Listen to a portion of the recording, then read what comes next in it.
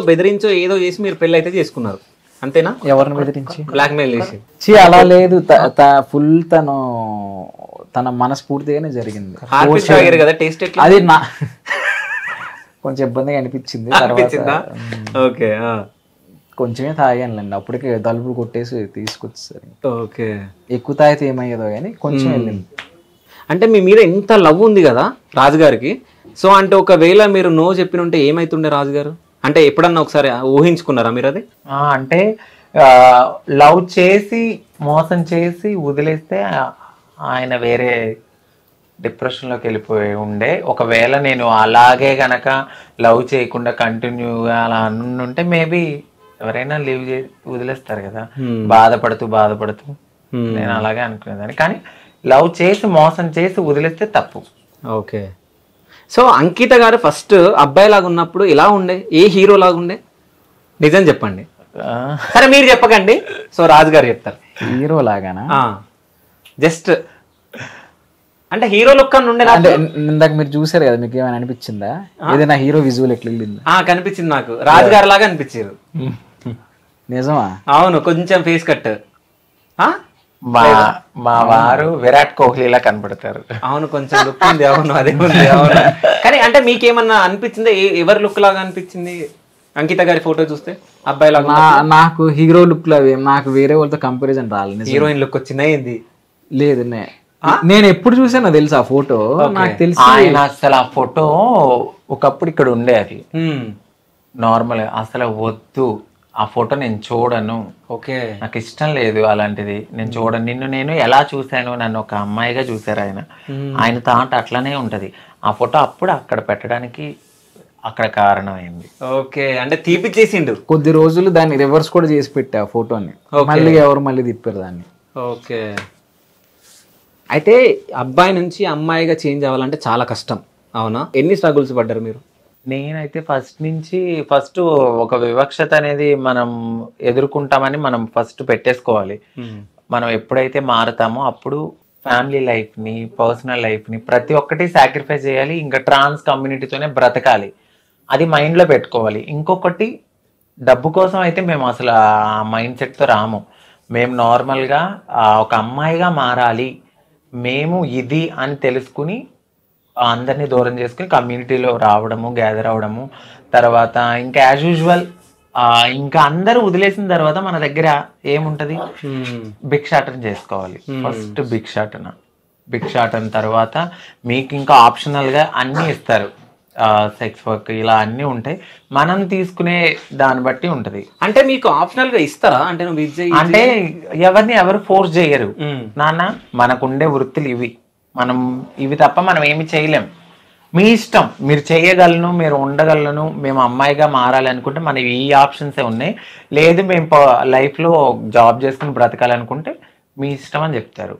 Okay, ఎవరికి నచ్చింది వాళ్ళు చేసుకుంటారు. నేను బెగ్గింగ్కే వెళ్ళాను. అంటే మీ దాంట్లో బెగ్గింగ్ వెళ్ళే వాళ్ళు బెగ్గింగ్కి వెళ్తారు, సెక్స్ వర్క్ వెళ్ళే వాళ్ళు సెక్స్ వర్క్ వెళ్తారు, ఇంకేముంటాయి వర్క్స్? షాప్ ఓపెనింగ్స్, ఈ 3 ఇంకేమైనా ఉంటాయా? అంతే. సో అంటే మీలో చాలా మంది ఎడ్యుకేటెడ్ పర్సన్స్ ఉన్నారు, చాలా మంది కదా. సో వాళ్ళని ఎప్పుడైనా మీరు అప్రోచ్ అయినప్పుడు ఏం చెప్తారు వాళ్ళు మీకు? అంటే సెక్స్ వర్క్ అది వద్దు అని చెప్పారా? లేదు, యాక్చువల్లీ MBA అయిపోయింది కాబట్టి నాతో ఏం చెప్పారంటే, జాబ్కి నేను ట్రై చేశా ఇక్కడ గచ్చిబౌలిలో. అప్పట్లో లేడీస్కి సంబంధించి జాబ్స్ గురించి అని చెప్పి ట్రాన్స్ కూడా తీసుకున్నారంటే కొన్ని ఇంటర్వ్యూస్ అటెండ్ అయ్యాము. ఆ జీతం వచ్చి 7,000 అట్లా ఉంటుంది.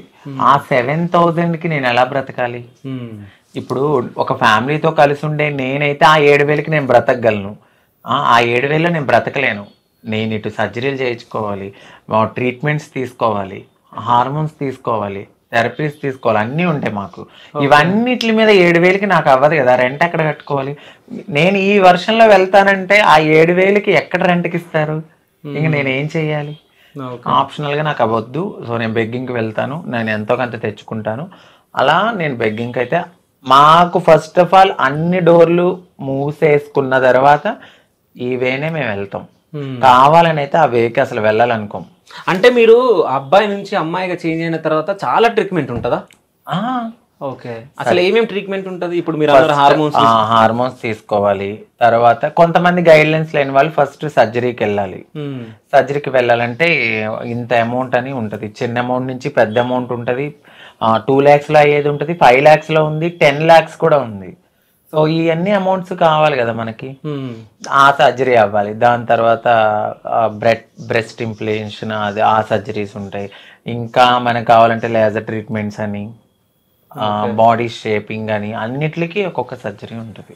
ఓకే, సో మీ ఖర్చు అంతా ఎవరు భరించారు? రాజు గారా? లేదు, తనే మొత్తం.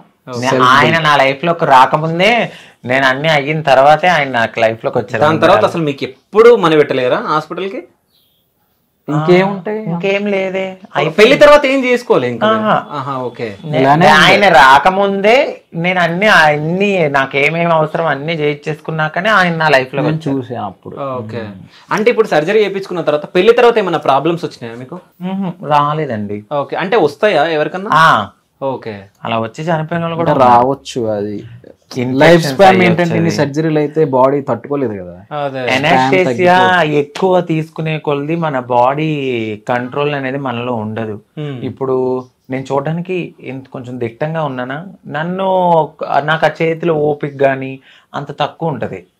సర్జరీ అవ్వగానే ఒక అమ్మాయికి ఎలా అయితే పిల్లలు పుట్టినప్పుడు ఆ బ్లడ్ పోయి అన్ని పోయి ఎలా ఉంటుందో మేము కూడా అంతే.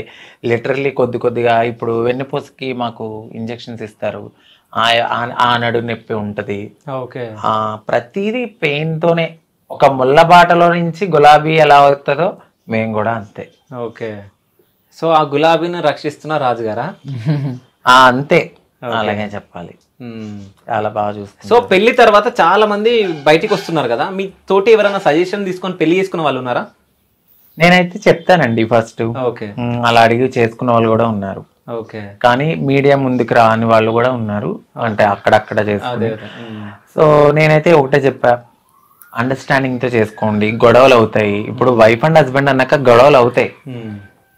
త్వరగా దేనికి అట్రాక్ట్ అవ్వద్దు. ఫస్ట్ ఫ్యూచర్ గోల్ ఎక్కువ పెట్టుకోండి. లవ్ చేసాము అంటే దానికి తగ్గట్టు చాలా ఉంటాయి. అన్ని గమనించి అన్ని చూసి అన్ని చేసి చేసుకోండి. ఒకరినొకరు అర్థం చేసుకున్నాక ఇంకా మేము చేసుకోవాలి అనుకున్నప్పుడే చేసుకోండి. చెప్పండి. ఇప్పుడు అవుతుంది 1 year పైనే అవుతుంది, 1.5. సో మీరు బెగ్గింగ్ వెళ్ళినప్పుడు ఎంత సంపాదిస్తుండే మీరు రోజుకి? అడుగుతున్నా, చెప్పండి. అంటే చేసేదాన్ని హౌస్ ఓపెనింగ్స్ కి చెప్తాను చూడండి, మీరు అడిగారు కాబట్టి లాజిక్ గా. నేను డైలీ ఒకప్పుడు వెళ్ళినప్పుడు నేను ఎర్లీ మార్నింగ్ లెగిసి 9-9:30కి నా లైఫ్ని స్టార్ట్ చేస్తే నేను నైట్ 6కి వచ్చిన తర్వాత మళ్ళీ నేను వైన్ షాపులు కూడా అడుక్కునేదాన్ని. అంటే 10 రూపాయలే కానీ 5 రూపాయలే కానీ ప్రతి రూపాయి పోగేసి ఒకరోజు 1000 వస్తుంది, ఒకరోజు 2000 వస్తుంది, ఒకరోజు 3000 వస్తుంది. దీనికి కౌంట్ అనేది ఉండదు. ఒకరోజు ఎక్కువ రావచ్చు, ఫ్లక్చువేట్ అవుతూ ఉంటది కదా. ఆ వచ్చిన రూపాయిని నేను చిట్టీల రూపంలో దాచుకుని చిట్టీలు వేస్తూ నేను తినక కష్టపడి ఏదైనా ఓపెనింగ్ ఉంటే వాళ్ళు ఇచ్చింది వాళ్ళు 10 రూపాయలు ఇవ్వని 10,000 ఇవ్వని, అది కూడా నేను ఒక్కదాన్నే వెళ్ళి తీసుకుని వాళ్ళకి బ్లెస్ చేసి వచ్చిన డబ్బులు అన్నీ. ఇంకోటి ఈ మధ్య కాలంలో కొంచెం వచ్చిన యూట్యూబ్ డబ్బులు ఇవి యాడ్ చేశాను అంతే. నేను చిట్టీలు వెయ్యగా దాచుకున్న డబ్బులు ప్రతిదీ దాయిగా చేసుకున్నాను. ఓకే, ఇప్పుడు యూట్యూబ్ నుంచి ఎంత సంపాదిస్తున్నారు? నెలకి ఎన్ని లక్షలు వస్తున్నాయి? నిజం చెప్పండి. నేను ఇప్పటి వరకు మా ఛానల్లో కూడా రివీల్ చేయలేదు. ఓకే, మీ ఇష్టం, చెప్పాలనుకుంటే చెప్పండి, లేకుంటలేదు. లక్షలు అయితే వస్తున్నాయి, లక్షలు వస్తున్నాయి. అవునా? సో మిలియన్లు పోతున్నాయి అంట. కదా అంతగానం? అంటే 2-1.5కి మధ్యలో ఉంది. లక్షలే కదా మరి. అదే ఇంకా లక్ష కంటే ఎక్కువ వస్తుందంట. 1,50,000 1,70,000 అంతే. కానీ అది మీరు కష్టపడుతున్నారు. సో మీ ఇంట్లో మీరు కష్టపడి మీరు చేసుకుంటారు కాబట్టి అది వేరే వాళ్ళ డబ్బేం కాదు, మీ డబ్బే. సో చెప్పుకోవచ్చు ధైర్యంగా, సంపాదించినంత. ఎవరు వచ్చి మిమ్మల్ని మీ దగ్గర గుంజుకొని వెళ్ళారు కదా, అంతే కదా? అంతేలేండి, 1.7 1.8 అట్లా వస్తుంది. ఓకే, సో రాజుగారికి నెల శాలరీ ఎంత వస్తుంది? ఈయనకి 3 వస్తుంది అండి. 3L? 2.5 వచ్చాయి పాత దాంట్లో, ఇప్పుడు 3 దాకా వస్తుంది కొత్త దాంట్లో. ఓకే, భర్తలో సగం భార్య. సో అంత సంపాదిస్తున్నారు ఇప్పుడు యూట్యూబ్ వల్ల, అంతేనా? సో కెమెరామ్యాన్ ఎవరు మీకు? మా అబ్బాయి. మీ అబ్బాయి. సో మీ అబ్బాయి అంటే ఎవరైనా అసలు? సాయి అండి. ఓకే. మాకు ఎప్పటి నుంచో క్లోజ్. సో మాతోనే ఉంటాడు తను. ఏడుస్తున్నాం అనుకుంటున్నా. లేదు, ఓకే, మాతోనే ఉంటాడు. ఒక అబ్బాయి మేము ఎలా అంటే ఇంకా పెంచుకోవట్లేదు కాబట్టి తను ఉన్నంత వరకు, తనకి జాబ్ వచ్చే వరకు మాతోనే ఉంటానని ఉంటాడనమాట. ఫ్యామిలీ పర్సన్ అంతే. సో అంటే తను మీ దగ్గరకు వచ్చిందంటే నెక్స్ట్ ఆయన ప్లానింగ్ ఏమైనా ఉందా? ఎవరికండి? మీ సాయికి? లేదేమి. ఓకే. ఓన్లీ ప్రేమగా వచ్చాడు, ప్రేమగా ఉంటున్నాడు. ఓకే. జాబ్ సెటిల్ అవ్వాలి కాబట్టి ఇక్కడ మాదాపూర్ ఇంటర్వ్యూస్ కి వాటికి అటెండ్ అవ్వడానికి ఇక్కడ దగ్గర వాళ్ళ ఓన్ హౌస్ కూడా ఉంది, అక్కడికి వెళ్తాడు, ఫ్యామిలీ దగ్గరికి వెళ్తాడు. సో అంటే మీకు పిల్లలు పుట్టారు కదా, సో నెక్స్ట్ ప్లానింగ్ ఏంది ఫ్యూచర్లో? పెంచుకోవాలనుకుంటున్నాం. అంటే దత్తత తీసుకుంటారా లేకుంటే ఎట్లా? దత్తతే తీసుకుంటాం. ఓకే. ఎంతమంది పిల్లల్ని? ఇద్దరు చాలా? డజన్ వద్దా? ఇద్దరే. సో అంటే ఇద్దరు పాపలు, ఇద్దరు బాబులు? ఒక పాప ఒక బాబు. సో అంటే ఇప్పుడు ఇక్కడ ఒకటి మాట్లాడుకోవాలి, చాలా మంది అమ్మాయిలను ఇస్తారు కానీ అబ్బాయిలను ఇవ్వరు కదా. అప్పటికి టెక్నాలజీ కొంచెం పెరిగితే బాగుండు, ఏదైనా నా వల్ల కానీ. మనము మంచిగా అంటే అందరు ఇస్తారని ఇవ్వరని అన్నాను కొంచెం. అంటే లేదు అదేదో టెక్నాలజీ వచ్చిందంట కదా. ఓకే, ఆ టెక్నాలజీ యూజ్ చేసుకుంటారా మీరు? సరోగసి అది ఇంకోటి సరోగసి. ఓకే. అది ఇప్పుడైతే అవ్వలేండి. ఓకే. పాపనైతే ఫస్ట్ తీసుకోవాలనుకున్నాము, దాని తర్వాత ఇంకా లైఫ్ లో సెటిల్ అయితే ఒక బాబు అనుకున్నాము. అట్ ద సేమ్ టైం మా అక్క వాళ్ళ పిల్లల్ని కూడా చూసుకోవాలి, చదివిస్తున్నాను. అక్క వాళ్ళ పిల్లకి కానీ ప్రతి ఇంట్లో వాళ్ళకి నేను సపోర్ట్ చేయాలి. అట్ ద సేమ్ టైం మా పర్సనల్ లైఫ్ కూడా లీడ్ చేసుకోవాలి. ఓకే. నాకు 6 పిల్లలు అనుకుంటా నేను, అంతే. ఎవరెవరు 6? అక్క వాళ్ళ పిల్లలు సాయి, మాకు వచ్చే ఆరాధ్య, అందరితో కలిపితే 6 అవుతారు. అంటే మరి మీ రాజుగారు? ఆయన నాలో సగం, నేను ఆయనలో సగం. ఓహో, అంతేనా? సో అంటే ఫ్యూచర్లో పిల్లల్ని తీసుకొని పెంచుకుంటారు. పెంచుకున్న తర్వాత ఒకవేళ పెద్దగా అయిన తర్వాత మీరు మా పేరెంట్స్ కాదని చెప్పేసి వెళ్ళిపోయే ఛాన్స్ కూడా ఉంటది కదా. చాలా చూస్తాం మనం టీవీలలో. అలా ఒక ట్రాన్స్ నేనే కాదు, నాకన్నా ముందు చాలా చాలా పెద్దవాళ్ళు కూడా పిల్లల్ని పెంచుకుని పెళ్లి చేసిన వాళ్ళు చాలా మంది ఉన్నారు. ఇప్పుడు మీడియాలో అందరూ క్లిక్ కారు, కొంతమంది క్లిక్ అవుతారు కదా. సో అలా చాలా మంది పెద్ద పెద్ద ట్రాన్స్ కమ్యూనిటీకి చెందిన వాళ్ళు పెళ్లి చేశారు కూడా పిల్లల్ని పెంచుకుని. వాళ్ళు వదలకుండా అలాగే ఎలా ఉన్నారు. ఒక అవగాహనతో ముందుకు వెళ్తున్నాం మేము. ఒక విత్తనాన్ని పెంచి పోషించి దాని కాయలు వచ్చే వరకు ఉన్న వాళ్ళు అల్లారు ముద్దుగా మేము చూసుకుంటాం ఖచ్చితంగా. మనం పెంచే వాతావరణం కూడా, మేము పెంచే వాతావరణం కూడా చాలా చాలా చాలా బాగా పెంచుతాం వాళ్ళని. సో డెఫినెట్లీ వాళ్ళు మమ్మల్ని వదిలి వెళ్ళరు. ఒక ట్రాన్స్ ఇది మా అమ్మ కాదు అని చెప్పిన వాళ్ళు ఎవరు బయటకు రాలేదు ఇప్పటి వరకు. నార్మల్ గా ఒక అమ్మ నాన్ని పెంచి పెద్ద చేసి వదిలేసి ఓల్డేజ్ హోమ్స్ ఉన్నాయి, కానీ ఒక ట్రాన్స్జెండర్ కు ఓల్డేజ్ హోమ్ ఎక్కడుంది? మాకు మేమే స్ట్రాంగ్, అంతే. ఒకవేళ అలా వదిలి వెళ్ళినా కూడా వాళ్ళు ఎక్కడున్నా బాగుండాలని మనస్ఫూర్తి కోరుకునే తల్లి మనసు మాది కూడా. సో అంటే ట్రాన్స్జెండర్స్కి ఏమైనా అన్యాయం జరుగుతుందా? షూర్గా జరుగుతుందండి. ఇక్కడ ఎప్పుడు ప్రతి దాంట్లోనూ మాకు అన్యాయమే. ఇప్పుడు రిజర్వేషన్ అని అన్నారు, ఆన్సర్ జడ్జిమెంట్ వచ్చిన తర్వాత, సుప్రీంకోర్టు తీర్పులు ఇచ్చిన తర్వాత మాకు రిజర్వేషన్ అన్నారు. అవి అసలు ఇప్పటి వరకు రాలేదు. మీకు ఓటర్ ఐడి ఉందా? మీకు ఉంది. మీకుందా? సో ఇక్కడే హైదరాబాద్ లేకుంటే ఊర్లోనా? ఊర్లో ఉంది నాకు. ఓకే, నాకు అక్కడే ఉంది. సో ఇప్పుడు నెక్స్ట్ ఏపీ ఎలక్షన్ రాబోతున్నాయి, వెళ్తారా? ఓటేస్తారా మరి మీరు? బాధ్యత. ఓకే. ఓట్ అనేది మనకి 5 ఏళ్లకు ఒకసారి వస్తుంది మనకి అది. సో అలాంటి దాన్ని మనం యూజ్ చేసుకోవాలి. మనం ఎంచుకునే నాయకుడే కదా మనకి. 5 ఏళ్ళకి ఒకసారి? 5 ఏళ్ళు. 5 ఏళ్ళు అంటే 5 years ఒకసారి. అంటే మేము ఆంధ్రాలో 5 ఏళ్ళు అంటాం. ఓకే. 5 ఏళ్ళు అంటే మీకు తెలంగాణలో ఏళ్ళు అనుకుంటున్నారేమో, మాకు ఏళ్ళు అంటే సంవత్సరాలు. ఓకే. 2 ఏళ్ళు 3 ఏళ్ళు 4 ఏళ్ళు అలాగ అంటాం. సో ఎవరికి వేయబోతున్నారు మీరు ఓటు? ఈసారి అయితే మాత్రం టీడీపీ జనసేన. ఓకే, టీడీపీ జనసేనకు వేయబోతున్నారు. సో వస్తుందని అనుకుంటున్నారా? ఖచ్చితంగా. మీ అక్కలను కాపాడుకోవాలంటే మీరు ఏం చేయాలనుకుంటున్నారు? మేమైతే పవన్ కళ్యాణ్ గారు కానీ, అప్పుడు నారా చంద్రబాబు నాయుడు గారు కానీ, ఇప్పుడు యూత్ కి కనెక్ట్ అయింది జనసేన. జనసేనలో పవన్ కళ్యాణ్ గారు ఒక ట్రాన్స్జెండర్ ని చాలా బాగా రెస్పెక్ట్ ఇచ్చి ఏదైనా చెప్పినప్పుడు కూడా ఆయన చాలా బాగా అర్థం చేసుకుంటారు. ఇప్పుడు యూత్ కి బాగా కనెక్ట్ అయిపోయింది జనసేన. చాలా మంది కమ్యూనిటీ వాళ్ళు కూడా వెళ్ళి ఆయనతో మాట్లాడడం అయింది. త్వరగా ఆయన జనాల కోసం బయటకు వచ్చి మాట్లాడతారు కాబట్టి మాకు రిజర్వేషన్స్ గురించి కానీ, జాబ్స్ రాబోయే దాని గురించి కానీ, ఫంక్షన్స్ గురించి కానీ, ఇంకా ఏదైనా ఇంప్లిమెంటేషన్స్ కానీ, ఇప్పుడు స్థలాలు కానీ, ఇల్లు కానీ, మా కోసం ఏదైనా చేయాలి అని అంటే ఆ పార్టీ అనేది రావాలి. ఓకే, ఆయన ఆల్రెడీ కూడా చెప్పారు. ఓకే, జనసేనకి టీడీపీకి అనుకుంటున్నారు. మీ ఓటు? మా వారు పవన్ కళ్యాణ్ ఫ్యాన్ అండి. ఓకే, నాకు జనసేన ఇంకెవరికి. ఓకే, జనసేనకి మీ ఓటు. అయితే ఇప్పుడు మీరు ఒక ట్రాన్స్జెండర్ పెళ్లి చేసుకున్నారు కాబట్టి ట్రాన్స్జెండర్స్ కష్టాలు మీకు ఏమన్నా తెలిసినాయా, లేకుంటే వాళ్ళు ఎట్లా అంటే after marriage after marriage, before marriage రెండు చెప్పండి. అంటే బిఫోర్ మ్యారేజ్ మీకు అంత అవగాహన ఉండదు లేదు కదా, ఆఫ్టర్ మ్యారేజ్ మీరు అందరితో అంటే వీళ్ళ సర్కిల్ తో కొంతమంది మీ దగ్గరకు వచ్చి మాట్లాడటం అది చేస్తూ ఉంటారు కదా, సో వాళ్ళని చూసినప్పుడు ఏమని ఫీలింగ్ ఉంటది, వాళ్ళ కష్టాలను ఏమైనా చూసారు? అంటే వాళ్ళు యాక్చువల్ గా లైఫ్ అనేది టోటల్ గా వాళ్ళులా మార్చుకోవడానికి కంప్లీట్ గా అన్ని వదిలేసి వచ్చేస్తారు వాళ్ళు. సో ఈజీ చెప్పాలంటే సాక్రిఫైస్ వాళ్ళు చేస్తారు బేసిక్ గా ఫస్ట్. సో ఇంటోళ్ళు కూడా సపోర్ట్ చేయరు అట. ఇప్పుడు ఏ ఇంటోళ్ళు సపోర్ట్ చేయరు, ఇట్లా మారిపోతానంటే నువ్వు పుట్టింది ఎలాగా, మళ్ళీ నువ్వు ఇదంతా సమాజంలో మన పరువు పోతుంది అని చెప్పేసి అంటారు కాబట్టి సో వాళ్ళు సాక్రిఫైస్ చేస్తారు వారి జీవితాన్ని అక్కడ ఇంట్లోనే.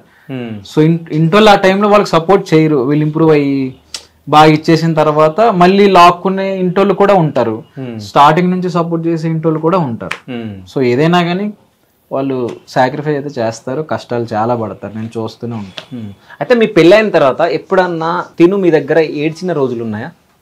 పెళ్ళైన తర్వాత తన కష్టాలు అవి చెప్పుకొని ఏడుస్తుంది కానీ కనిపించదు, అంటే చూపియదు. ఓకే, కన్ను నుంచి నీళ్ళు వస్తే నాకు తెలుస్తుంది, దాన్ని దాచిపెట్టేస్తుంది అట్లా.